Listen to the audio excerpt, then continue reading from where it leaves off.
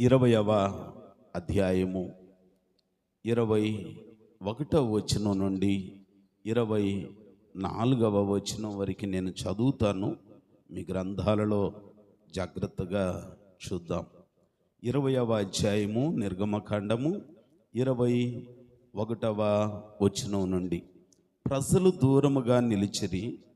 మోషే దేవుడున్న ఆ గాఢాంధకారమునకు సమీపింపగా యెహోవా మోషేతో ఇట్లనెను, ఇశ్రాయేలీయులతో ఇలాగు చెప్పుము, నేను ఆకాశము నుండి మీతో మాటలాడితినని మీరు గ్రహించితిరి. మీరు నన్ను కొలుచుచు వెండి దేవతలనైనను బంగారు దేవతలనైనను చేసుకొనకూడదు. మంటి బలిపీఠమును నా కొరకు చేసి దాని మీద నీ దహన బలులను, సమాధాన బలులను, నీ గొర్రెలను, నీ ఎద్దులను అర్పింపవలెను. నేను నా నామమును జ్ఞాపకార్థముగా ఉంచు ప్రతి స్థలములోనూ నీ యొద్దకు వచ్చి నిన్ను ఆశీర్వదించెదను. నీ యొద్దకు వచ్చి నిన్ను ఆశీర్వదించెదను. ప్రార్థన చేద్దామండా. దయగలిగిన మా తండ్రి, ప్రేమ కలిగిన మా దేవా, మీకు వందనాలు చెల్లిస్తున్నానయ్యా. ఈ పగటికాల సమయంలో శ్రేష్టమైన మీ సన్నిధిలోనికి చేరి కూడి మిమ్మల్ని కీర్తించి గణపరిచి ఆరాధించి ఉన్నాం. దేవా, మీ మాటల కొరకు ఆశతో ఎదురు చూస్తూ ఉన్నాం. దయచేసి మీరు మాట్లాడండి. మీ మాటలు వినే చెవిని దయచేయండి, గ్రహించే మనస్సును దయచేయండి. మాకు అవసరమైన మాటలు దయచేయండి. అలాగనే మా ప్రభువా, ఈ సాయంకాలం మీ దాసుని కుటుంబంలో, దేవ సహాయం అరుణముల కుటుంబంలో జరిగే శుభప్రదమైన కార్యక్రమాన్ని ఆశీర్వాదకరంగా జరిగించండి. బిడ్డల ప్రయాణాలన్నింటిలో కృపతోడుగా ఉంచి మేలు చేయండి. మరి విశేషంగా హాస్పిటల్లో అనారోగ్యంతో ఉన్న మా సహోదరి మల్లేశ్వరమ్మను మీరు ముట్టి స్వస్థపరిచి బాగు చేయండి. అలాగనే వీరపాలన్న కుటుంబాన్ని జ్ఞాపకం చేసుకోనండి. తనను గన్న తల్లి స్వరజమమ్మను జ్ఞాపకం చేసుకోనండి. మీ గాయములందుని చేతులతో తాకి సంపూర్ణమైన స్వస్థతను దయచేయండి. అలాగనే మా ప్రభువ, దుఃఖములో వేదనలో ఉన్న దేవదానం గారు విడిచి వచ్చిన తన కుటుంబాన్ని, భార్యా బిడ్డలను, బంధువర్గాన్ని మీరు జ్ఞాపకం చేసుకొని మీరు మేలులతో నింపి ఆదరించమని ఈ వాక్యం ద్వారా మా అందరితో ముచ్చటించి బలపరచమని వేడుకొనుచున్నాం. అలాగనే మీ కుమారుడు జానయ్య గారిని జ్ఞాపకం చేసుకోనండి. నీ కుమారునికి సంపూర్ణమైన స్వస్థతనిచ్చి బలపరచండి. పద్మను జ్ఞాపకం చేసుకోనండి, సంపూర్ణ స్వస్థతనిచ్చి మీరు బాగు చేయమని యేసు నామమున ప్రార్థన చేయించున్నాను తండ్రి, ఆమేన్. హల్లెలూయా. మంచిది. క్రీస్తునందు మిక్కిలి ప్రియమైన వారలారా, ఈ దినాన దేవుని వాక్యంలో నుండి కొద్ది మాటలు మనం జ్ఞాపకం చేసుకుందాం. నేను ఒక పల్లవి పాడి ఆపేవాడినే. ఎందుకు ఆ పాట 2 చరణాలు కూడా పాడాల్సి వచ్చిందనంటే, చాలా కాలం తర్వాత ఈ మధ్యకాలంలో అందరూ ఏమయ్యారనంటే, 47వ కీర్తనలో ఒక మాట ఉంటుంది, సర్వజనులారా చప్పట్లు కొట్టి దేవునిని ఘనపరచండి అని అంటాడు. ఈ మధ్య అసలు చప్పట్లు కొట్టడం మానేశారు. అంతా ఈ కీబోర్డు ప్యాడ్లు ఇవే వచ్చేసినాయి కదా. ఈ హడావుల్లో అసలు మీరు నిజంగా చప్పట్లు కొడుతూ ప్రభువుని కీర్తించి పాడుతూ ఉంటే ఎంత బాగుందండి. అందుకే నేను కొంచెం సాగదీసి ఇంకొక పల్లవి, ఇంకో చరణం పాడా. సరే, ఏది ఏమైనా దేవుని సన్నిధిలో ఈ దినాన కొద్ది మాటలు మనం జ్ఞాపకం చేసుకుందాం.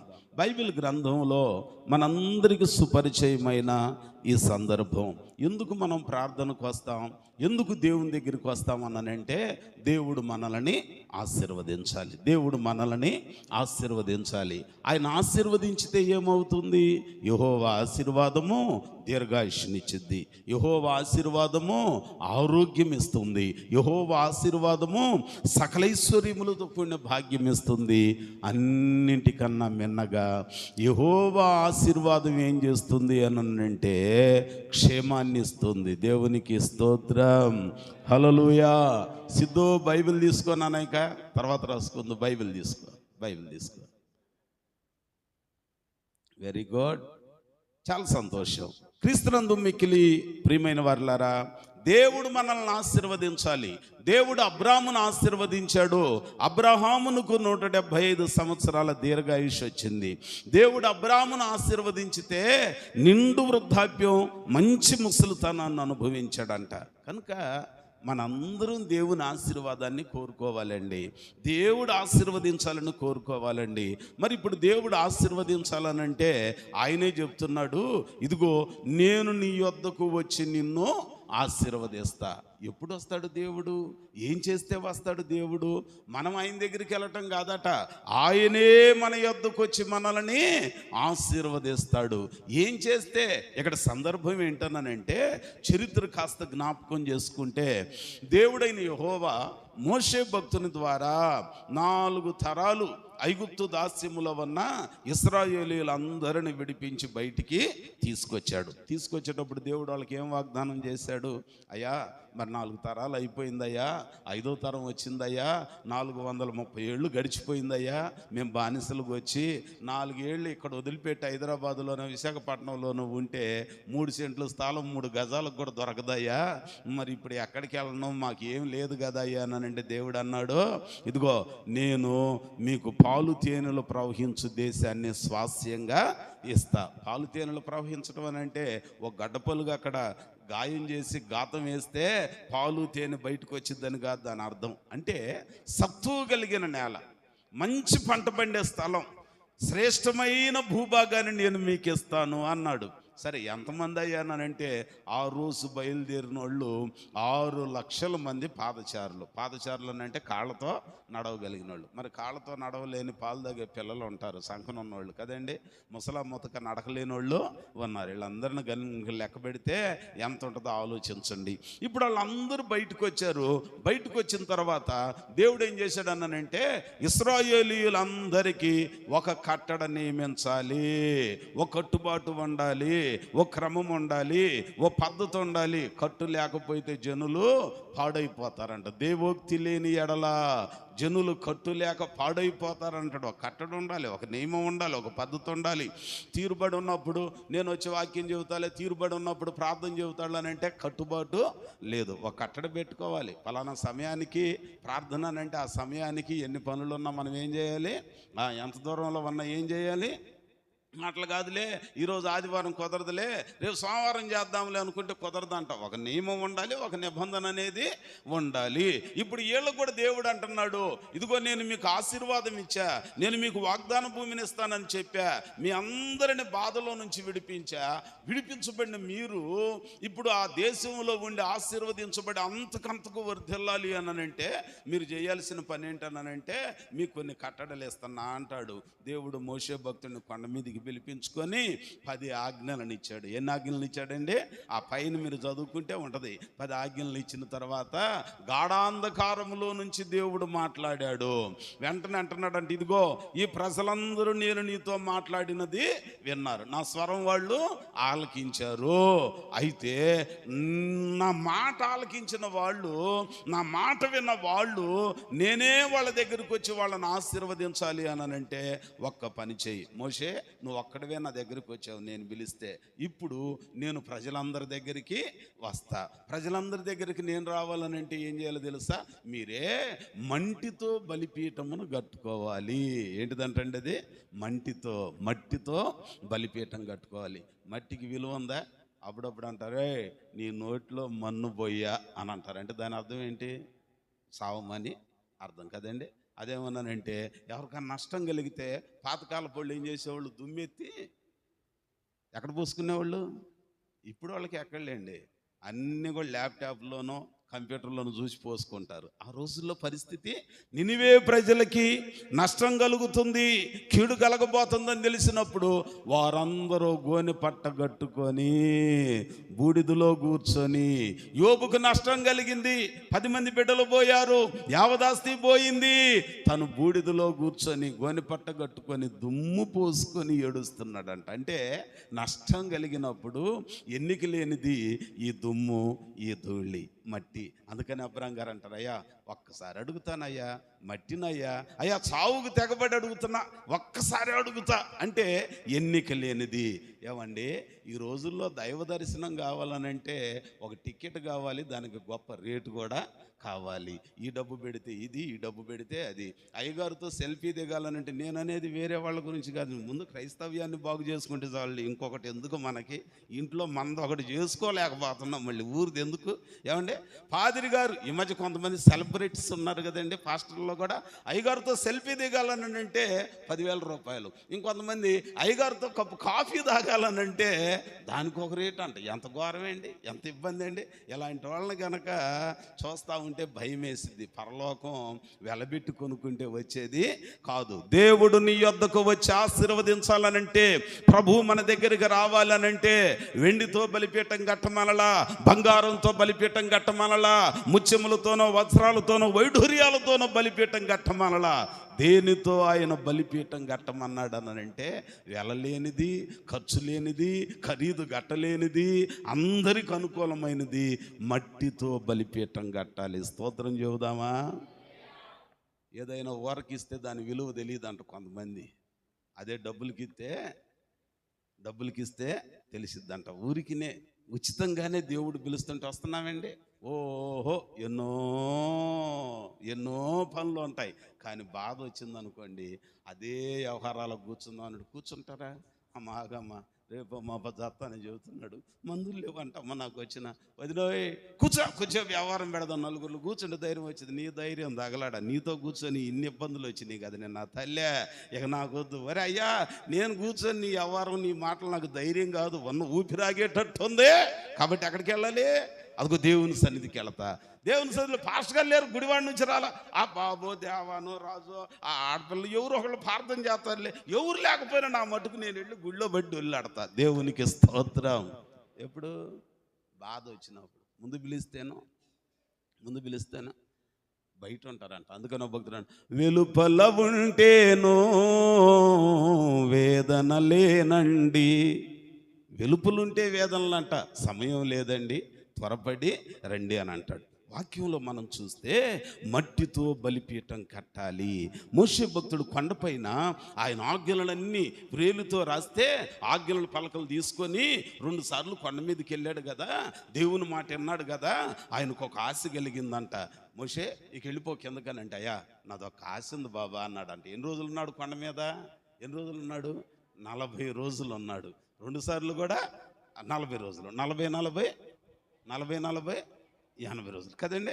మొత్తానికి ఆ ముందు తేరగా దేవుడే ఇచ్చాడంట రాతి పలకలు కదండి. ఆయనే వ్రాసి, ఆయనే పలకల్ని చెక్కి 2 పలకలు ఇస్తే వస్తా ఎవరి మీద కోపం ఎవరి మీద చూపించినట్టు ఊరికినే తేరగా వచ్చిందిగా, కష్టపడకుండా. అందుకని ద్రోహులారా వినండి అని చెప్పి ఏం చేశాడంట, పలకలను తీసుకొని ఇసిరేసాడంట. అందుకని ఇప్పుడు దేవుడు అన్నాడు, అబ్బాయి మోషే, ఈసారి వచ్చేటప్పుడే నువ్వే ఆ పలకలు, అయ్యా నువ్వేమో కంప్యూటర్ కటింగ్ కన్నా నెగిషిగా చెక్కిచ్చావు, ఇప్పుడు నేను ఎక్కడ చేయను? నీకు ఇదే శిక్ష. నేను నీ చేతికిస్తే నీకు అర్థం కావట్లేదా? ఊరకిస్తే తేరగా వచ్చిందని చెప్పి ఇసిరి పడేసావా, పగలు కొట్టావా? ఎంత ధైర్యం నీకు, ఎంత భయం లేకుండా అయిపోయావు నీకు అని చెప్పి చివరికి దేవుడు అన్నాడు, అవి చేసుకొని రా అన్నాడు. అవి చేసుకొని కొండ మీదకి వెళ్ళి రాసిచ్చిన తర్వాత అంటున్నాడు, అయ్యా ఇక నువ్వు కొండ దిగి వెళ్ళిపోయి ప్రజలకు చెప్పానంటే నాదొక చిన్న కోరిక బాబా అన్నాడంట. ఏంటి చెప్పు అన్నాడు. అయ్యా 40 రోజులు నీ మాట విన్నానయ్యా, 40 రోజులు నీతో ఉన్నానయ్యా, 40 రోజులు నువ్వు నాతో మాట్లాడుతున్నావు, నేను నీతో మాట్లాడుతున్నా, మన ఇద్దరికి సంభాషణ ఎడతెరిపి లేకుండా జరిగిపోయిందయ్యా. కాలం తెలియలేదయ్యా, టైం తెలియలేదయ్యా, నెలలో ఆ నెల కూడా గడిచిపోయి ఇంకొక 10 రోజులు అయిపోయిందయ్యా. అయ్యా నాదొక కోరిక ఏంటన్నానంటే నిన్ను చూడాలి. దేవుడు నవ్వి అన్నాడంట, మోషే నన్ను చూచి ఏ నరుడు బ్రతకటం వల్ల ఏది? ఒకవేళ మనతంటే వామ్మో చూడకపోయినా పర్లే, నేను బ్రతకాలయ్యా, భూమి మీద బియ్యం పుచ్చిపోతాయి నేను లేకపోతే, బ్రతకాలి నేను, వదిలేయ్యా నువ్వు కనపడకపోయినా చాలు కానీ బతికుంటే చాలు అంటాం. కానీ మోషే భక్తుడు అంటాడంట, పోయితే పోయింది ప్రాణం, కానీ నేను మాత్రం నిన్ను చూడాలి. ఎంతమందికి ఉందండి ఆశ? ఎప్పుడన్నా ప్రార్థన చేస్తాము, ప్రార్థన చేసేటప్పుడండి మన ఎదుట కన్నులను మూసేది ఎందుకనంటే ఏకాగ్రత కోసం. మన ఎదుట యేసు ప్రభు ముఖదర్శనం ఉండాలి, మన ఎదుట దేవుని ముఖదర్శనం కావాలి, మన ఎదుట ఇన్ని రోజులు మనం విన్న వాక్యంలోని ఆ దేవుణ్ణి గూర్చిన ఆ రూపం మన కన్నుల ముందు, భౌతికమైన కన్నులు మోయాలి, ఆత్మ సంబంధంగా ఆయనను చూస్తూ ఉండాలి. ఇప్పుడు నువ్వు ఒక పాట పాడుతున్నావు, ముఖదర్శనం చాలయ్యా, నీ ముఖదర్శనం చాలయ్యా అనగానే మనం ఏదన్నా పాట పాడుతుంటే మనకి ఇష్టమైన వాళ్ళ ముఖాలు కనపడతాయి. కానీ ఇప్పుడు అవి కాదంట కనపడాల్సింది. ఎవరి ముఖం కనపడాలి? ఎవరు కనపడాలి? ఎవరు కనపడాలి? దేవుని ముఖం కనపడాలి, దేవుని ప్రభావం కనపడాలి, ముఖదర్శనం కావాలి. నీతో నడుస్తున్నా అనగానే, నీతో గడిపే ప్రతి క్షణం అనగానే, అబ్బా ప్రభుతో గడిపిన దానియేలు, ప్రభుతో గడిపిన పద్మాసు ద్వీపంలో యోహాను భక్తుడని ఆ చరిత్ర మన మదిలో మెదులుతూ మన ముందు ఆ ముఖదర్శనం చూసుకునే పరిస్థితికి మనము రావాలి. ఈ పగటికాల సమయంలో ప్రభు దగ్గరికి వచ్చిన నీవు నేను, మన కోరిక ఏంటి, మన ఆశ ఏంటి? దేవుని ముఖదర్శనం కావాలి. మీరు నమ్మాలి, నేను ఒక మాట చెప్తాను. దేవుని సన్నిధిలో ఆ బెల్లం కొండపైన ప్రార్థన చేసుకుంటా ఇంట్లో పని అంతా చేసేవాడిని. ఇంట్లో ప్రార్థన అన్నాను కదా అని చెప్పి కనీ పెంచి పెద్ద చేసిన అమ్మ బాబులకు పని చేయకుండా ఊరికినే బజార్ల మీద బలాదూరుకు తిరిగి ఇప్పుడు నేను బైబిల్ సంకనేసుకొని పాస్టర్ గారు చెప్పాళ్ళ ప్రార్థన చేసి వస్తాను, నువ్వు మాత్రం నాకు వండి పెట్టు, కొంబాలు తిని పెడతా అమ్మో అని అంటే కుదరదు. బాధ్యత అనేది ఉండాలి. యేసయ్య ఉపయోగపడ్డా లేదా? యోసేపుకు ఉపయోగపడ్డాడు, మరియమ్మ గారికి కూడా ఉపయోగపడ్డాడు. బాధ్యత ఉన్నాయన కాబట్టే సిలువలో ప్రాణం అర్పించే ముందు సిలువ దగ్గర అంటున్నాడంట, అమ్మా ఇదిగో నీ కుమారుడు, నాయనా రే తమ్ముడా ఇదిగో నీ తల్లి అని చెప్పి బాధ్యత అనేది ఒకటి ఉండాలి. బాధ్యత లేకపోతే అట్ట భయం లేని కోడిపేట నడిబజాట్లో గుడ్డు పెట్టినట్టు ఉంటుంది కదా. అందుకని బాధ్యత కలిగిన సంఘస్థులుగా, బాధ్యత కలిగిన క్రైస్తవులుగా, బాధ్యత కలిగిన మారిన వాళ్ళలాగా ఉండాలి, కానీ మాయ చేసేవారిలాగా మనము ఉండకూడదంట. పరిశుద్ధ గ్రంథంలో జ్ఞాపకం చేసుకుంటే ఆ మోషే భక్తుడు, నీ ముఖదర్శనం కావాలయ్యా, నిన్ను చూడాలయ్యా అని అంటే ప్రభువు ముచ్చటపడి అంటున్నాడంట, సరే నన్ను చూసి ఎవరు బ్రతకలేరు, కానీ నువ్వు అంతగా ఆశపడ్డావు కాబట్టి వల్లగానిదైనా సరే ఇక నీకు చూపించాలనుకుంటున్నాను. ఇదిగో ఈ రాయికి ఆ రాయికి మధ్యలో కాస్త ఖాళీ స్థలం ఉంది కదా, ఈ చిన్న సందులో ఈ రాయి దగ్గర నుంచి అవతల రాయికి నేను దాటి వెళ్ళిపోతా, కానీ నా ముఖం మాత్రం నీకు కనపడదు. నన్ను చూస్తే నువ్వు బ్రతకలేవు, కానీ నీ ముచ్చట నేను తీర్చాలనుకున్నా నా వీపు భాగం నీకు కనపడిద్ది అన్నాడంట. అంతేనండి, ఈ రాయి దగ్గర నుంచి అవతల రాయికి వెళుతున్నాడు. ఇటు ప్రక్కన రెండు రాళ్లకు మధ్యలో ఉన్న ఆ చిన్న ఖాళీ స్థలంలో సందులో నిలుచున్నాడు మోషే భక్తుడు. ఆయన వీపు భాగం చూచాడు, ఆయన ముఖము సూర్యుని వలె వెలిగిపోయింది. దేవునికి స్తోత్రం, హల్లెలూయా. అర్థం చేసుకోనండి, దేవుని ముఖం చూడటం అనంటే తెల్లారి లేచి ఫోటో చూడటం కాదు కదండి. తెల్లారి లేచి నల్లట్టున్న బైబిల్ను చూసి నేను రోజు చూస్తానయ్యా, మా ఆవిడ ముఖం చూడను, మా ఆయన ముఖం చూడను, నేను యేసయ్య ముఖమే చూస్తా అంటుంది ఒక ఊరు. బాబోయ్, యేసయ్య ముఖం చూస్తావా? ఏం తిట్టే క్లాసికల్ తిట్లు, హైటెక్ తిట్లు ఆ ఊర్లో ఎవరు తిట్టరు. నేనన్నా ఆంటీ యేసయ్య ముఖం ఎట చూస్తున్నావు నువ్వు, నాకు ఇది చెప్పరాదా అని అంటే తల కిందే ఉంటుంది అయ్యా బైబిల్ అంటే యేసయ్యగా, యేసయ్య అంటే బైబిలేగా. లేస్తానా మీ అంకుల్ కాఫీ అడిగినా టీ అడిగినా ఎంత చక్కగా తిట్టిద్దో తెలుసండి. ఎద్దోడ పని బాటలేదు, బయటికి వెళ్ళి తాగి నాకు కూడా తీసుకురావచ్చుగా, నేను వంట చేయాలిగా అని అంటదేమో, నాకు వినపడతానే ఉంటాయి. ఏమంటే రోజు ముఖ దర్శనం అంట. ఎట్ట దర్శనం అయింది నాకు చెప్పండి. పోనీ నువ్వు అనొచ్చుగా పాస్టర్ గారు, ఎట్ట కనపడుతున్నాడే ఆంటీ నీకు అనంటే ఉంటుందే. ఆమె కోడళ్ళు 3, తోడు కోడళ్ళు 2, 2 సాపలు ఖాళీ అయితే నేనేం చేయను? ఎట్టో కట్ట నయానో భయానో చెప్పాలి కదండి. అందుకనే ఎట్ట చూస్తున్నావా అంటే నువ్వంటే అని అంటుంది. తల కింద బైబిల్ ఉంటుందయ్యా, మూసిన కన్ను తెరిచానా బైబిల్ తీసుకొని బైబిల్ మీదనే చూసిద్దంట. పోనీ ఏమన్నా ఒక వాక్యం చదివిద్దా? వాక్యం చదవదు, న్యూస్ పేపర్ చదివిద్ది. ఇదివరకు స్వాతి పత్రికలు ఉంటాయే, ఎండమూరి వీరేంద్రనాథ్ నవళ్ళు ఉంటాయే, అవి చదివిద్ది, కానీ బైబిల్ చదవదు. బైబిల్ కవర్ చూసిద్దంట. బైబిల్ కవర్ చూడటం ఉద్దేశం ఏంటనంటే యేసయ్య ముఖ దర్శనం. రోజు యేసయ్యను చూసిద్దంట లేవగానే. ఎవరన్నా ఈ భ్రమంలో ఉంటే పిచ్చి ఆలోచన పక్కనెట్టి యేసయ్యను చూడటం అనంటే వాక్యం చదవటం, ఇంకా యేసయ్యను చూడటం అనంటే ఎట్లా ఉంది తెలుసా? నేను ఒక వాక్యం చదివేటప్పుడు, ఇవి జరిగిన మీదట యెహోవా వాక్యం అబ్రహామునకు కలలో స్వప్నమందు ప్రత్యక్షమై అని అంటాడు. ప్రభువా నేను కూడా కళ్ళలో వాక్యం చూడాలి. ట్రైనింగ్ చేశాను, ఇంతకాలం అయింది, నీ వాక్యం చూడాలయ్యా అని ప్రార్థన చేసి ఆ బెల్లంకొండలో అమ్మా నాన్నలకు కావాల్సిన పని చేసి గేదెలకు ఉదయాన్నే కాస్తంత గడ్డి కోసుకొచ్చి చీకట్లోనే వెళ్ళిపోయి ఏం చేసేవాడిని అన్నానంటే, వెంటనే జరిగే కార్యం ప్రార్థన చేసి వచ్చిన తర్వాత దేవుని సన్నిధిలో జరిగిన ఒక అద్భుతమైన కార్యం ఏంటన్నానంటే, పరిశుద్ధ గ్రంథం గుర్తు చేస్తుంది. కొన్ని దినాలు అట్లాగున్న ప్రార్థన చేస్తూ ఉంటే కలలో వాక్యం చూడటం మొదలుపెట్టే. నేను చేసే ప్రసంగాలు కూడా కల్లో మీకు మళ్ళీ ఎక్కడన్నా కోటల్లో కూర్చుంటే ఎవరో వాక్యం చెబుతా ఉంటారు. అవన్నీ తెల్లరి ఆ మెలుకు రాగానే చూస్తే జనం ఉండరు, ఎవరు ఉండరు, వాక్యం చెప్పి ఆయన కూడా ఉండడు. టక్క రాసుకొని పెట్టుకునేవాడిని. అంటే దేవుడు వాక్యం ద్వారా మనకి దర్శనమివ్వటం. స్తోత్రం చెబుదామా? ఇంకోసారి చెబుదామా? మోషే భక్తుని కోరిక అది. ఇవి జరిగిన మీదట యెహోవా వాక్యం అబ్రాహామునకు కనపడినట్లుగా, మోషే భక్తుడు ఆశించినట్లుగా ఆయన అంటున్నాడు, నీ ముఖ దర్శనం నాకు కావాలి, నిన్ను చూడాలయ్యానంటే చివరికి వీపు భాగం చూచాడు. చూచిన తర్వాత ఆయనకి ముఖం సూర్యుని వలె వెలిగిపోతుంది. అది నీకు తెలియదు.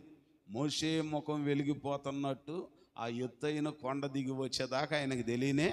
పోనీ ఎవరని చెప్పారా? కిందకు వచ్చిన తర్వాత జనులంట ఆయన చూడటానికి కళ్ళు ఇట్ట మూసుకుంటున్నారంట. మనం మిట్ట మధ్యాహ్నం ఇట్ట చూడగలమా సూర్యుడిని? ఎవరైనా చూడగలరా?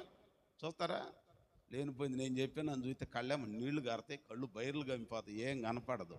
అట్లాగున మోషే ముఖం వెలిగిపోతుంటే అప్పుడు అర్థం చేసుకున్నాడు, ఆహా నేను దేవునితో గడిపా, దేవునితో సహవాసం చేశా, దేవుని వెలుగు నా ముఖంలో ఉన్నది, అందుకే జనులు చూడలేకపోతున్నారని అప్పుడు ముసుగు వేసుకున్నాడంట. దేవునికి స్తోత్రం. దేవుని వెలుగు మన ముఖాలలో ఉంటే దయ్యం ప్రార్థనని కేకలేసిద్ది. దేవునికి స్తోత్రం. దేవుని వెలుగు నీ ముఖంలో ఉంటే కష్టాలు రావని కాదు. యోసేపు ముఖంలో వెలుగు ఉంది, కష్టాలు వచ్చినాయా లేవా? పౌలు భక్తుని ముఖంలో వెలుగుంది, కష్టాలు వచ్చినాయా లేవా? అవమానాలు వచ్చినాయా లేవా? పట్టుకొని గ్రామపు చావిళ్ళ దగ్గర బెత్తాలతో కొట్టి ఎక్కడ పడేశారు? చెరసాలలో పడేశారు. కానీ దేవుని వెలుగు ఆయన మీద ఉన్నది గనుక మధ్యరాత్రి వేళ కీర్తనలు పాడుచు ప్రార్థన చేస్తూ ఉంటే భూకంపం వచ్చి చెరసాల పునాదులు కదిలిపోయి తలుపులన్నీ తెరవబడి అందరి బంధకాలు ఓడిపోయినాయి. ఇప్పుడు మనలో కూడా దేవుని వెలుగు ఉండాలి. మీ అందరూ ఆలయం నిర్మించక ముందు నుంచి కూడా ప్రతిరోజు తెల్లారుజామున వచ్చి ప్రార్థన చేస్తున్నారు, ప్రతిరోజు సంతకాడు వచ్చి ప్రార్థన చేస్తున్నారు. ఒక వెలుగు ఈ స్థలంలో ఉన్నది కాబట్టి దేవుడు అద్భుతాలు చేస్తున్నాడు. దేవునికి స్తోత్రం. హల్లెలూయా, హల్లెలూయా. మోషే భక్తుడు కూడా ఇప్పుడు ఆయన అంటున్నాడంట, నువ్వు నా దగ్గరికి వచ్చాక నిన్ను దీవించా, అయితే అందరు ఇక్కడ దాకా కాదు, నేనే మీ దగ్గరకు వచ్చి మిమ్మల్ని ఆశీర్వదిస్తా. అయితే మీరు చేయాల్సిన పని ఏంటన్నానంటే, మంటితో బలిపీఠమును కట్టి నా నామమున మీరు ప్రార్థన చేస్తే అక్కడికి నేను వస్తా. అంటే ఇప్పుడు దేవుడు మన దగ్గరకు వచ్చి ఆశీర్వదించాలి. మందిరంలో కూర్చున్నావు, నీ దగ్గరికి ప్రభు వచ్చి ఆశీర్వదించాలి, నా దగ్గరికి ప్రభు వచ్చి ఆశీర్వదించాలని అంటే మనం ఏం చేయాలట? బలిపీఠము కట్టాలి. ఏ బలిపీఠం కట్టాలి? ఉదాహరణకి చూడండి, ఒక 3 బలిపీఠాలు మీకు గుర్తు చేస్తా. ఆదికాండం 18వ అధ్యాయం త్వరగా క్లుప్తంగా మీకు జ్ఞాపకం చేస్తా. ఆదికాండము 12వ అధ్యాయము ఆదికాండము 12వ అధ్యాయము 8వ వచనం జ్ఞాపకం చేసుకున్నాం. అక్కడ నుండి అబ్రాము బయలుదేరి బేతేలునకు తూర్పుగానున్న కొండనకు చేరి పడమటనున్న బేతేలుకును హాయికిని మధ్య గుడారము ఒకటి వేసి అక్కడ యెహోవాకు బలిపీఠము కట్టి యెహోవా నామమున ప్రార్థన ఏం కట్టాడండి ఆయన? బలిపీఠం కట్టాడు. ఈ బలిపీఠం ఏ బలిపీఠం? ప్రార్థన చేయటానికి బలిపీఠం. కొంతమంది బలిపీఠాలు కడతారు, బలిపీఠానికి ఒక పేరు పెడతారు. ఇది దేవునిదండి గది, ఈ గది ప్రార్థనా గది అండి అన్నారు. 2 రెక్కలు తలుపులు వేసి ఉన్నాయి. ఆ 2 రెక్కలకి కలిపి చీమల పొట్ట ఎంత పెట్టింది, చెదల పొట్ట అంటాం చూసారా? అంటే తలుపు తీస్తే 2 రెక్కలు కలిపి పట్టిద్దే. 2 రెక్కలు ఎట్టు ఉన్నాయండి, మధ్యలో చెదల పుట్ట పుట్టింది. మధ్యలో ఆ గడేస్తాం కదా, దానిపైన తాళం వేసి ఉంది, గడేసి ఉంది. ఆ రెండు రెక్కలు, తలుపు రెక్కలకి మధ్యలో ఆ చెదల పుట్ట పుట్టింది. అంటే ఇది ఎంతకాలం అయిందో తలుపు తీయక. గుమ్మం మీద రాశారు ప్రార్థనా గది. దేవునికి స్తోత్రం. బలిపీఠం కట్టావు, నీ ఇంట్లో ఒక గది ఇచ్చావు దేవునికని. కానీ ఆ గదిలో దేవుడు ఉంటున్నాడా? దేవుడు అక్కడికి వస్తున్నాడా? రావాలి అని అంటే ఏం చేయాలి? ప్రార్థన చేయాలి. మనకన్నా ఇప్పుడు సెంటు స్థలంలో 3-4 గదులు కడుతున్నాం. ఇంతవరకు రోజు అరెకరంలో కూడా 2-3 గదులు ఉంటవే కన్నా కష్టమైపోయింది. పెద్ద హాల్ ఉండేది కదండి, రెల్లుతోనో జమ్ముతోనో తాటాకులతోనో ఉండేవి. మేము పిల్లలకు ఉన్నప్పుడు ఉమ్మడి కుటుంబాలు చాలా బాగుండేయండి. కానీ ఆ సూసన్ వెస్లీ అనే తల్లి 19 మంది పిల్లలను కానీ ఆ చిన్న ఇంటిలోనండి ఆమె ప్రార్థనా గది ఎక్కడానంటే వంటంతా అయిపోయినాక ఆ పొయ్యి పక్కనే ఒక పక్కన మోకరించి ప్రార్థన చేసేదంట. ప్రతిరోజు దేవునికి ప్రార్థన. అంటే మన బలిపీఠానికి కట్టడానికి అద్దె ఇల్లైనా, సొంత ఇల్లైనా, చిన్నదైనా, పెద్దదైనా, ఎంతదైనా, అంతదైనా, నీ ఉండే ఇంటిలో కొద్ది సమయం దేవునితో మాట్లాడాలి. దేవునికి స్తోత్రం. హల్లెలూయా. ప్రార్థనా బలిపీఠాన్ని కట్టాడు అబ్రహాము. ఎప్పుడైతే గుడారం వేశాడో ఆ గుడారం దగ్గర ప్రార్థనా బలిపీఠాన్ని కట్టి ప్రార్థన చేయటం మొదలుపెట్టాడో ఏమీ లేని అబ్రాహాముగా ఆశీర్వదించాడు. అంతేకాదు విస్తారమైన దీవెన ఇచ్చాడు. ఆ తర్వాత క్రమక్రమంగా జరుగుతూ వెళితే అందులోనే ఆయన జ్ఞాపకం చేస్తాడు చక్కని విషయాలు. ఇదిగో 24వ అధ్యాయం ఆదికాండం 34వ వచనంలోనికి వచ్చేసరికి ఇతరులు సాక్ష్యం చెప్తున్నారంట. నా యజమానుడయ్యున్న అబ్రాహామును తన దేవుడైన యెహోవా అన్ని విషయములలో బహుగా ఆశీర్వదించింది. ఎన్ని విషయాలలో? ఆయుష్నిచ్చాడు, 175 సంవత్సరాలు. ఆరోగ్యం ఇచ్చాడు. ఆరోగ్యం ఎక్కడుందండి అని అంటారా? నిండు వృద్ధాప్యములో మంచి ముసలితనం అంటారు. మంచి ముసలోళ్ళని గదిలిచ్చి, అమ్మా ఎంత గొప్ప ధన్యతమ్మ, నువ్వు ఎంతకాలం బతికావనంటే కొంతమంది ఏం బతుకులే బాబా, తిందామని ఆశ ఉంటుంది, తింటే అరగదు. తినకపోతేనేమో ఇంట్లో ఉన్నోళ్ళు ఎక్కడి నుంచి మా ఇంటికి వచ్చిన కోడల పిల్ల వేడికి తినేస్తుంది, మనసు ఊరుకోదు కొంతమందికి. పో నువ్వు తింటావా? తింటే అరగదు. వాళ్ళు తింటే ఓర్చుకోలేవు. అంటే ఆ ముసలితనం మంచిదేనా? చెప్పరేంటి మీరు? ఎందుకు ఇప్పుడు చెబుతున్నా? రేపు మనం ముసలి మీరు అందరు కూర్చొని మా అత్త కూడా అంతేనన్నా, భలే చెప్పావన్నా ఈరోజు అని అంటున్నారా? ఓహో, అత్త వాకింటి కోడలే, రేపు నీకు కూడా కోడలు వచ్చింది, నువ్వు కూడా ఏమవుతావు? మనం కూడా మామూలు అవుతాం, మనం కూడా ముసలోళ్ళం అవుతాం. ఎట్నే ఉంటారు ఎవరన్నా? సిద్ధులాగా చింటూలాగా నిఖరంగా ఎట్నే ఉంటారా? 2 ఏళ్ళు పోతే వాళ్ళకి పిల్లలను చూసి పెళ్లి చేయాలి. ఇంకొక 20 ఏళ్ళు పోతే మళ్ళీ వాళ్ళ పిల్లలకు పెళ్ళిళ్ళు చేయాలి. దేవునికి స్తోత్రం. హల్లెలూయా. బ్రతుకు శాశ్వతం కాదు, బాల్యం శాశ్వతం కాదు, నడికారు శాశ్వతం కాదు, వృద్ధాప్యం కూడా శాశ్వతం కాదు. వృద్ధాప్యానికి వచ్చిన తర్వాత చాలా మందికి కొన్ని సమస్యలు ఉంటాయి. కానీ అబ్రహాం జీవితాన్ని జ్ఞాపకం చేసుకుంటే మంచి ముసలితనం. ఏ ముసలితనం అంటే అది మంచి ముసలితనం. కనుక దేవుడు ఆయనకి ఆరోగ్యం ఇచ్చాడు. అయ్యా అబ్రహాం గారు, ఇంత గొప్ప దీవెన నీకు రావటానికి గల కారణం ఏంటనంటే 75 సంవత్సరాల వయసులో దేవుడు చెప్పాడు. దేవుడు ఆయనను అన్నింట్లో ఆశీర్వదించి ఆశీర్వాదం పూర్తయ్యేసరికి 100వ ఏడు పట్టింది. అంటే ఎన్ని సంవత్సరాలు వెయిట్ చేశాడేనా? ఎన్ని సంవత్సరాలు? మనమేంటి 3 వారాలు ప్రార్థన చేసి దేవుడు ఎవరు వదిన నేను మానేస్తున్నా ప్రార్థన, బైబిల్ తీసుకొని ఎవరికన్నా ఇయ్యి. నష్టమా దేవుడికి ఏమన్నా? ఇట్టాగ వెళ్ళగానే అట్టాగ దీవెన రావాలంట. మళ్ళీ నీకు మైకిస్తే నువ్వే చెబుతావు. ఎన్ని తలచినా ఏది అడిగినా జరిగేది నీ చిత్తమే. ఏంటి 3 వారాలు వచ్చి మానేసావు? మరి ఏంటి 5 వారాలు వచ్చి అట్టే సంగతి పెట్టేశావు? ఈ మధ్య 7 వారాలు అంట. 7 వారాలతో అయిపోయిందే. ఆయన గడువులు పెట్టమేంటి? మనం గడువులు కాదు, ప్రభువా నీ చేతికి అప్పగిస్తున్న, నీ ఇష్టం వచ్చినట్టు నువ్వు చేయనంటే ముచ్చటపడి దేవుడు మనకి మేలు. స్తోత్రం చెప్పండి, ఇంకోసారి చెప్పండి.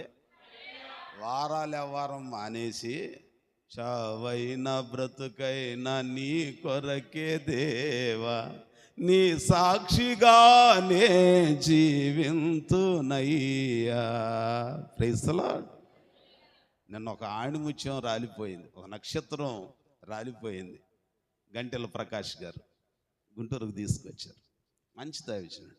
నేను ఎందుకు ఇష్టపడతానంటే, అందరూ బాగైన తర్వాత ఎగిరెగిరి సాక్ష్యం చెప్పేసి దులిపేసి మైకులు పగలగొట్టి ప్రసంగాలు చేస్తారు.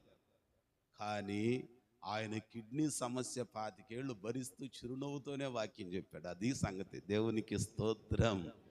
మనమైతేనా 3 వారాలు 7 వారాలు ఈ దేవుడు కూడా చేత కాదులే, అందుకే మానేసే. దేవుడు లేడు గీవుడు లేడు అక్కాయ్, మనం చెప్పే మాటలు ఇవి. కానీ ఆయన మాత్రం ఆనందంతో జీవితాన్ని ముగించాడు. ఎంత గొప్ప ధన్యత.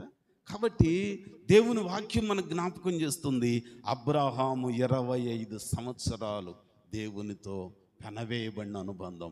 ఎక్కడ గుడారం వేస్తే అక్కడ బలిపీఠం, ఎక్కడ గుడారం వేస్తే అక్కడ బలిపీఠం, ఎక్కడికి వెళితే అక్కడ ప్రార్థన, ఎక్కడుంటే అక్కడ ప్రార్థన, ఎక్కడ ఆయన నివాసం చేస్తే అక్కడ ప్రార్థన చేయటానికి బలిపీఠాన్ని ఏర్పాటు చేసుకున్నాడు. ఇక ఆ బంధాన్ని విడదీయటం ఎవరి వల్ల?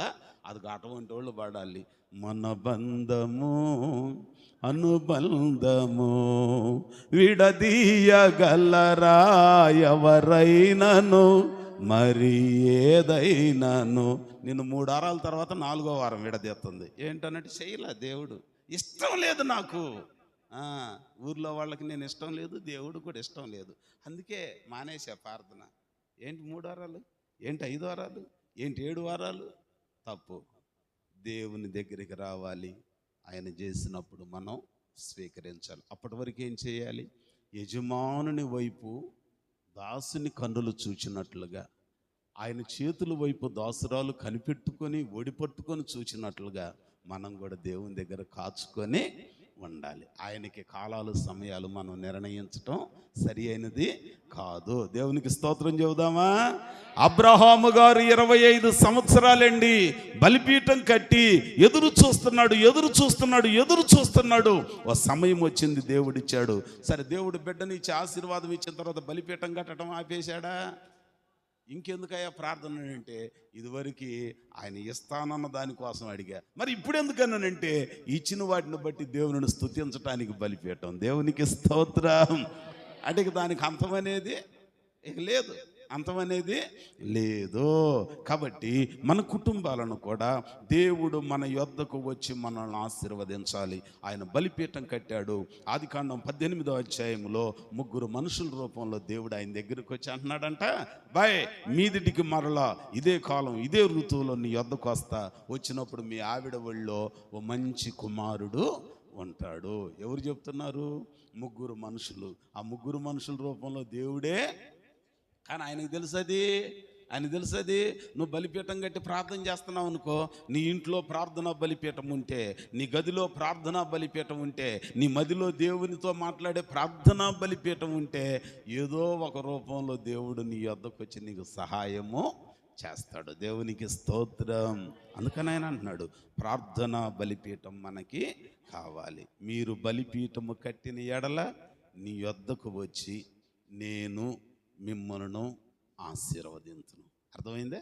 అబ్రహాం గారు బలిపీఠం కట్టాడు, దగ్గరకు వచ్చాడు, ఆశీర్వదించాడు. తాను చెప్పినట్లుగానే నిండు 100 ఏళ్ల వయసులో, శారమ్మకు 90 ఏళ్ల వయసులో పండంటి మంచి మగబిడ్డని, ఆ బిడ్డకి ఏం పేరు పెట్టారు? ఇస్సాకు. ఇస్సాకు అనే మాటకి నవ్వుల పుత్రుడని. ఎవరికి నవ్వు? అప్పట్లో అద్దాలు ఉన్నాయా? అర్థం కావట్లే. అద్దాలు ఉన్నాయా? ముఖార విందం ఉందా? అర్థం లేదు. చూసుకున్నారంట. పిల్లోడు మొహం చూశాడు ముసలైన. అంటే ముందు ఊర్లో వాళ్ళు వస్తారుగా, కాన్పు చేస్తారు కదా. ఈయన అరుగు మీద కూర్చున్నాడు, కాలు గాలిని పిల్లిలాగా మనం తిరుగుతాంలేండి. ఏది నిజంగా మొదటి కానుపప్పుడు భార్యను ప్రేమించిన వాళ్ళు అందరూ మళ్ళీ అన్నిటికి కాదులేండి. ప్రేస్తున్నాడు. హల్లెలూయా. అన్ని నిజాలేగా, మరి ఇవన్నీ నిజాలేగా. కాలుగాలిని పిల్లిలాగా తత్తరపడిపోతూ ఉంటారు. పాపం కూతుర్ని కనిచ్చిన తల్లి కన్నా ఎక్కువ కట్టుకున్న ఈయనకి తెగ ఇదైపోతూ ఉంటాడు. ఆమె చెప్పుకుంటుంది, వారాలు అల్లుడిని ఇచ్చాడమ్మా, కొడుకు లేకపోతే ఇలాంటి అల్లుడు ఉంటే చాలు నాకు చెప్పుకుంటా మురిసిపోతూ ఉంటుంది. బిడ్డ నొప్పుల కన్నా అల్లుడు ఆనందంలో అత్త ఊగిసలాడిపోతూ ఉంటుంది. అంత అయిపోయిన తర్వాత మొత్తానికి ఇంట్లోకి వెళ్ళిన వాళ్ళు అందరూ అరుగు మీద కూర్చుని అబ్రాహం గారికి చేతులు చూసి నవ్వుతున్నారంట. అయ్యా మగపిల్లోడు పుట్టాడని అంటున్నారు, పిల్లోడు ముఖం చూసి వచ్చి అరుగు మీద కూర్చుని ముసలాయన ముఖం చూసి నవ్వుకుంటూ వెళ్తున్నారంట. ఏంటి అందరూ చెబుతున్నారు, నవ్వుకొని వెళ్తున్నారు, చెబుతున్నారు, నన్ను ముఖంలో ముఖం ఎటు చూసి నవ్వుకుంటూ వెళ్తున్నారని ఈయన కూడా లోపలికి వెళ్ళాడని చూద్దామని. చూసిన తర్వాత చారమ్మ పక్కనే ఉన్న ఆ పసిగందును చూసి ఆయన ముఖం చూసి పక్కనే ఉన్న ముసలమ్మ ముఖం చూసి నవ్వుకుంటున్నాడంట. ఏందయ్యా నవ్వుతున్నావు అన్నదంట. ఏం లేదు, నీ ముడతలు పడ్డ ముఖానికి ఎంత మంచి పిల్లోడిని ఇచ్చాడే దేవుడు అని అంటే, ఓహో నువ్వెందుకు నవ్వుతున్నావు శారమ్మ అన్నాడంట. సేమ్ టు సేమ్ అన్నదంట. దేవునికి స్తోత్రం. సేమ్ టు అంటే ఊళ్ళో వాళ్ళకి నవ్వే, తల్లిదండ్రులకి నవ్వే. ఎంత గొప్ప దేవుడండి! ఎంతకాలం ఏడ్చారండి, ఎంతకాలం కృంగిపోయారండి, ఎంతకాలం దిగులు పడ్డారండి. ఒక ప్రార్థనా బలిపీఠం ఎన్నో సంవత్సరాల కన్నీటిని తుడిచి ముఖం మీద నవ్వును పుట్టించింది. Praise the Lord. Hallelujah, hallelujah. ఇదేనా మన జీవితంలో, మన బ్రతుకులో ప్రతి కన్నీరు యేసునామము మన నాట్యంగా మార్చబడునుగాక, మన దుఃఖం సంతోషంగా మార్చబడునుగాక, ఎక్కడ అవమానించబడ్డామో అక్కడ సన్మానాలను పొందుకొందుముగాక, అందుకుగాను ప్రార్థనా బలిపీఠములను కట్టుదుముగాక. ముందు చెప్పినట్టు అన్నిటికీ ఆమేన్ అన్నారు. రేపటి నుంచి ఎంతమంది వస్తారో ప్రార్థనకు చూడాలి. మరి ప్రార్థనా బలిపీఠం ఖచ్చితంగా ఉండాలి. చిన్నపిల్లలప్పటి నుంచే మా బాబును గదిరిచ్చాను అనుకో, అందరి గోల ఒకటైతే ఆయన గోల ఇంకొకటి. ఏంటన్నానంటే, పిల్లలు రావట్లేదు సండే స్కూల్కి, అదొకటి చెప్పండి, అదొకటి చెప్పండి, అదొకటి చెప్పండి. చిన్న పిల్లలప్పటి నుంచే మన పిల్లల్ని ఎక్కడికి పంపించాలి? బాలుడు నడవవలసిన త్రోవను వానికి, పెద్దవాడైన తర్వాత దానిలో నుంచి తొలగిపోతాడా? తొలగిపోడు. వాస్తవం అండి. ఎక్కడో పలుదేవర్లపాడు 88 తాళ్ళూరులో ఉన్నాడు కోటేశ్వరరావు, గనుపల్లి కోటేశ్వరరావు అని. ఆడు బొడ్డోడు, మహేష్ వాళ్ళ తమ్ముడు కన్నా చిన్నోడు అనమాట. బైబిళ్ళు మోస్తా ఉండేవాడు. గురుకుల పాఠశాల అచ్చంపేటలో చదువుతా ఆదివారం ప్రార్థనకు వచ్చి ఈరోజు ఒక బలమైన సేవకుడు దాదాపు 8 సంఘాలకు సేవకునిగా ఉన్నాడు. సంస్థలో చేయట్లా, సొంతగా చేసుకుంటున్నాడు. Praise the lord. దేవుడు నమ్మదగినవాడు. దేవునికి అసాధ్యమైనది ఏది? నువ్వు ప్రార్థన చేయి, దేవుడు గొప్ప కార్యం చేస్తాడయ్యా. 2 ఏళ్ళు గడిచిపోయిందయ్యా, ప్రార్థనకి జవాబు రాట్లా. 10 ఏళ్ళు గడిచిపోయింది, 20 ఏళ్ళు గడిచిపోయింది. అబ్రహాము 25 ఏళ్ళు గడిచింది. దేవుడు తగిన కాలంలో మనకు జవాబుని ఇస్తాడు. మనం చేయాల్సింది బలిపీఠము కట్టేవారిగా ఉండాలి. ప్రార్థనా బలిపీఠం కట్టాలి. రెండవ బలిపీఠం ఇంకొకటి మీకు జ్ఞాపకం చేస్తా, త్వరగా చూడండి. రాజుల మొదటి గ్రంథము 18వ అధ్యాయము 32వ వచనం జ్ఞాపకం చేసుకుందాం. రాజుల మొదటి గ్రంథము 18వ అధ్యాయము 32వ వచనం.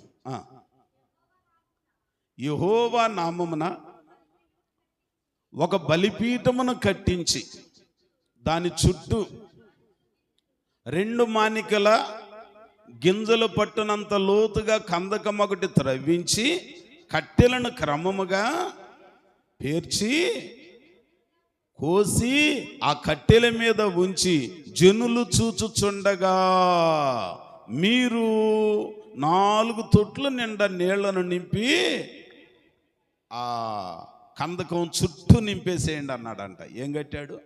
ఏలియా భక్తుడు బలిపీఠం కట్టాడు. దేవుడు మన యొద్దకు వచ్చి మనల్ని ఆశీర్వదించాలనంటే బలిపీఠం కట్టాలి. ఇక్కడ సందర్భం ఏంటనంటే, ఇశ్రాయేలీలట మన భాషలో పాస్టర్ గారు ఏలియా గారు కనపడగానే ప్రైజ్ లార్డ్ యెహోవాకే స్తోత్రం అన్నారంట. ఏనాడు దాటి బయలు ప్రవక్తలు కనపడగానే నమస్కారం ఏంటి, బయలే దేవుడు అంటున్నారంట. వెంటనే చూశారు, 2 తలంపులా, 2 ఆలోచనలా, ద్వంద్వ వైఖరే. ఎన్నాళ్ళు మటుకు మీరు ఎట్టుంటారు అబ్బాయి అన్నానంటే, ఏం చేయటానికి ఏం చెప్పటానికి వాళ్ళ కావట్లేదంట.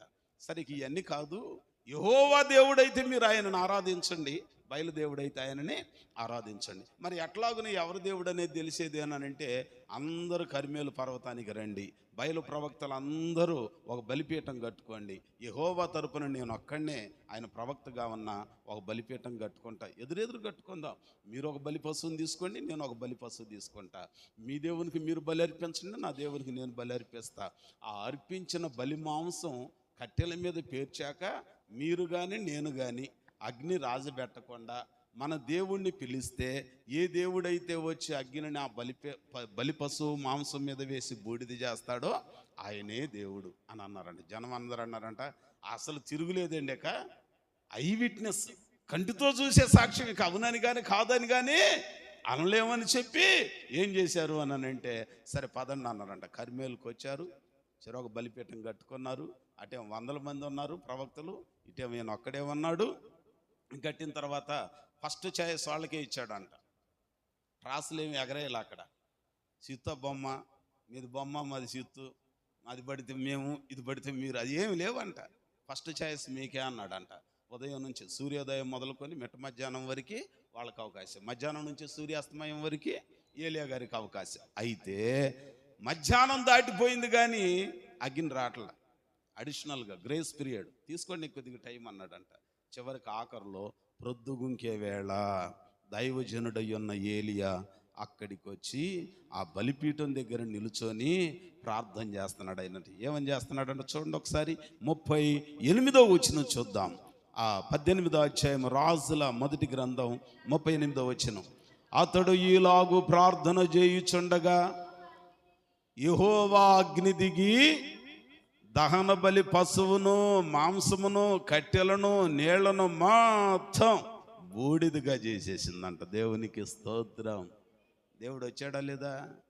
ఎక్కడికొచ్చాడు? బలిపీఠం దగ్గరికి వచ్చాడు. అబ్రహామేమో ప్రార్థనా బలిపీఠం, ఎక్కడేమో ఏలియా కట్టిన బలిపీఠం విశ్వాసంతో కూడిన బలిపీఠం. అంటే ఇప్పుడు మనకేముండాలి? బలిపీఠం కట్టి ప్రార్థన చేస్తున్నాం, కానీ మనం అడిగినవన్నీ దేవుడు ఇస్తాడనే నమ్మకం. అందరూ వేరొక దారిలో వెళ్ళిపోవచ్చు, కానీ మనం ఒక్కళ్ళమైన దేవుని మీద విశ్వాసం చెరగటానికి వీలు. ఆయన నీతో ఉంటా అన్నాడు. మనుషులు నీతో ఉన్నా ఉండకపోయినా దేవుడు మాత్రం నేను విడిచిపెట్టేవాడు కాదు. అందుకని భక్తుడు అంటాడు, చిరకాలము నాతో ఉంటానని క్షణమైనా వీడి పోలేదని, నీలో నన్ను చేర్చుకున్నావని తండ్రితో ఏకమై ఉన్నామని. పాడదామా? చిరకాలము నాతో ఉంటానని క్షణమైనా వీడి పోలేదని, నన్ను చేర్చుకున్నావని తండ్రితో ఏకమై ఉన్నావని, ఆనందగానము నే పాడనా, ఆనందగానము నే పాడనా, ఏదైనా నాకున్న సంతోషము నీతోనే కలిగొన్న అనుబంధమే, ఏదైనా నాకున్న సంతోషము నీతోనే కలిగొన్న అనుబంధమే. సృజనాత్మకమైన నీ కృప చాలు, నే బ్రతికున్నది నీ కోసమే. సృజనాత్మకమైన నీ కృప చాలు, నే బ్రతికున్నది నీ కోసమే. నా జీవమా నా స్తోత్రమా నీకే ఆరాధనా, నా స్నేహము సంక్షేమము నీవే ఆరాజుడా. హల్లెలూయా. ఏమండి, దేవుడు యుగ సమాప్తి వరకు మీతో కూడా ఉంటానన్నాడు. ఎవ్వరు మనతో ఉన్నా ఉండకపోయినా దేవుడు మాత్రం విడిచేవాడు. ఒక్కోసారి తల్లి ప్రేమ మారిపోద్ది, తండ్రి ప్రేమ మారిపోద్ది, కడుపును పుట్టినోళ్ళది మారిద్ది, కట్టుకున్నోళ్ళది మారిద్ది, కానీ దేవునిది మారేది కాదు. అందుకని అంటాడు, తల్లి కుండునా నీ ప్రేమ, కన్న తండ్రి కుండునా నీ ప్రేమ. ఎంత మంచి మాట అండి. దేవుడు నమ్మదగిన వాడండి, ఆయనకు అసాధ్యమైంది ఏది లేదు. సాధ్యమైనంత వరకు క్రీస్తు యేసునకు కలిగిన ఈ మనసు మీరును కలిగి ఉండండి అని అంటే, ఆ దేవుడు మనతో ఉండాలని ఆశపడతాం, కానీ ఆయనకు మళ్ళీ బాధల్లో ఉన్న వాళ్ళతో మనం ఉందామని ఇష్టపడరు కొంతమంది. మన వ్యవసాయం ఇంకా బాగుండలేదని తెలిసింది, చెప్పాడు. ఉదయాన్నే ఫోన్ చేయగానే బాగోలేదన్నాడు. ఏమైందని అంటే, వణుకుతో మాట్లాడుతున్నాడు.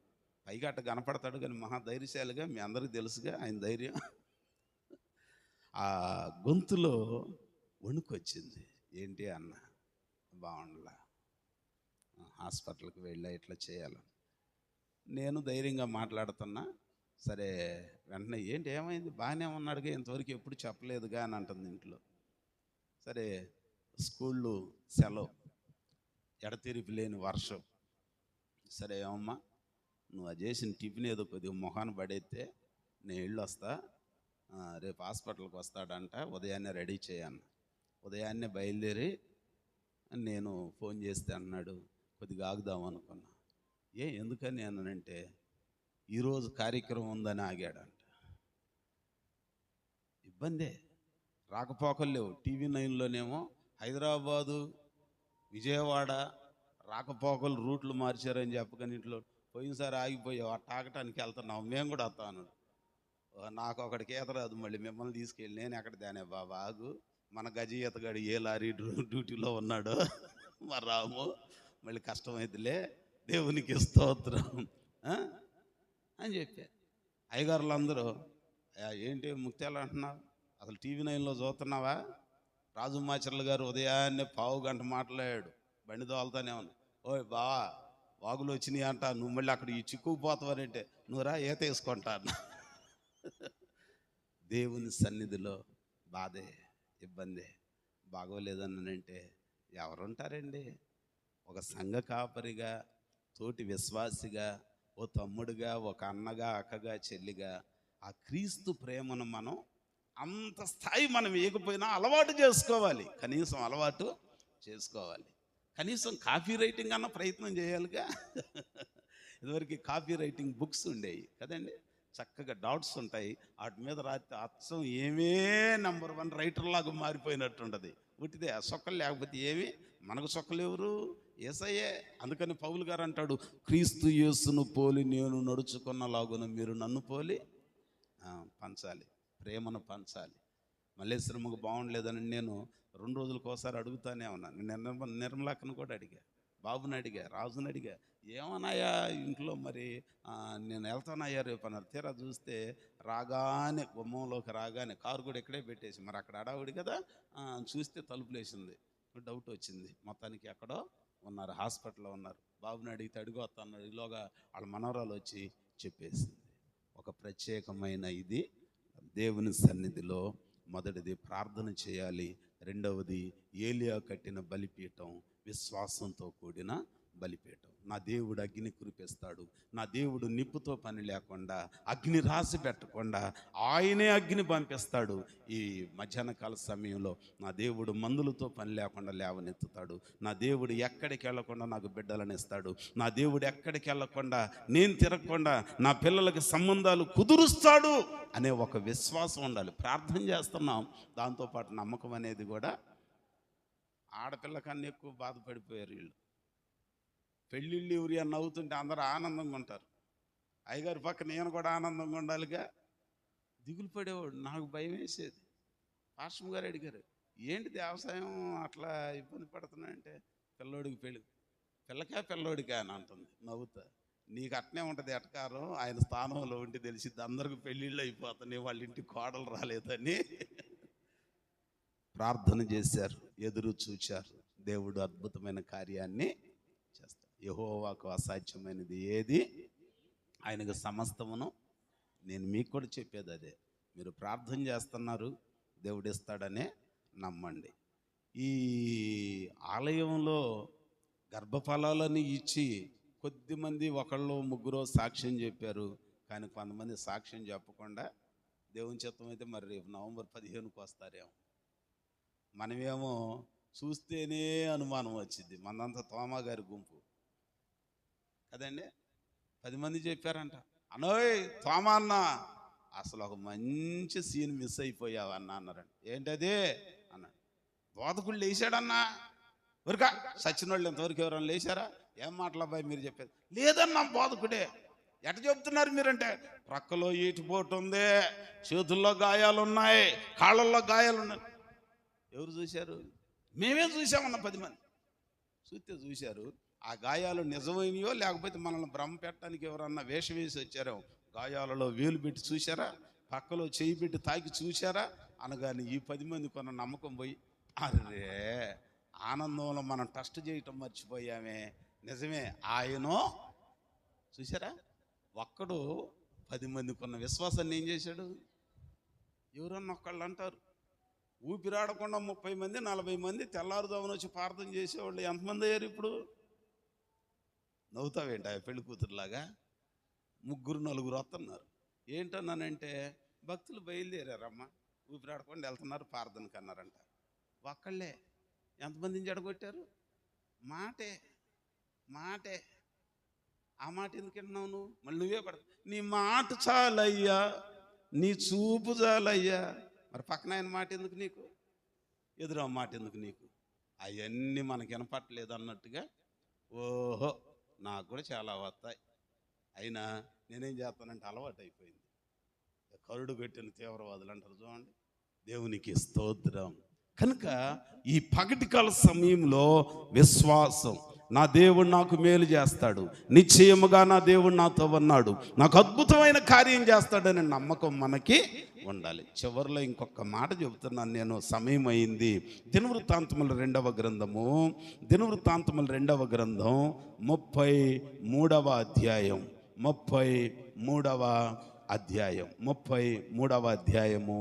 12వ వచనం చదువుకుందాం. 12వ వచనం. అతడు శ్రమలో ఉన్నప్పుడు తన దేవుడైన యెహోవాను బ్రతిమాలుకొని తన పితరుల దేవుని సన్నిధిని తనను తాను బహుగా తగ్గించుకొని ఆయనకు మొరలిడగా అతని విన్నపములను ఆలకించి యెరూషలేమునకు అతని రాజ్యములోనికి అతనిని తిరిగి తీసుకొని వచ్చాడు. ఎవరైనా? మనష్షే. దేవుని పిల్లల మీద రాజు, దేవుని ప్రజల మీద రాజు. రాజభోగం ఇచ్చింది ఎవరు ఆయనకి? దేవుడు. దేవుడికి బలిపీఠం కట్టి దేవుని ఆరాధించి దేవుని గణపరచాల్సింది దేవుని బలిపీఠాలను కూల్చేశాడు. చివరికి ఏమయ్యాడు? శ్రమలకు అప్పగించబడ్డాడు. జేజేలు కొట్టే తన జనుల మధ్యలో సింహాసనం మీద నుంచి కిందకి ఈడ్చి సంకెళ్ళు వేసి జనులందరి ముందు ఫరాయి రాజు తీసుకొచ్చి ఆయన రాజ్యంలో బందిఖానాలో పడేస్తే అప్పుడు వచ్చిందంట ఆయనకు బుద్ధి. దేవుని సన్నిధిలో ప్రార్థనా బలిపీఠం కట్టాడు. చివరికి 16వ వచనంలో చూస్తే, ఇప్పుడు మారు మనసు పొందిన తర్వాత అతడు పడద్రోయబడిన యెహోవా బలిపీఠాలను ఏం చేస్తున్నాడు? మళ్ళీ 16వ వచనం ఉంటుంది కదా, అతడు మళ్ళీ దేవుని బలిపీఠాలని కట్టించాడు. అంటే 3 బలిపీఠాలు. దేవుడు మన యొద్దకు వచ్చి మనల్ని ఆశీర్వదించాలి అనంటే, ఒకటి ప్రార్థనా బలిపీఠం, రెండవది విశ్వాస బలిపీఠం, మూడవది మారు మనసు అనే బలిపీఠం. అర్థమైందే?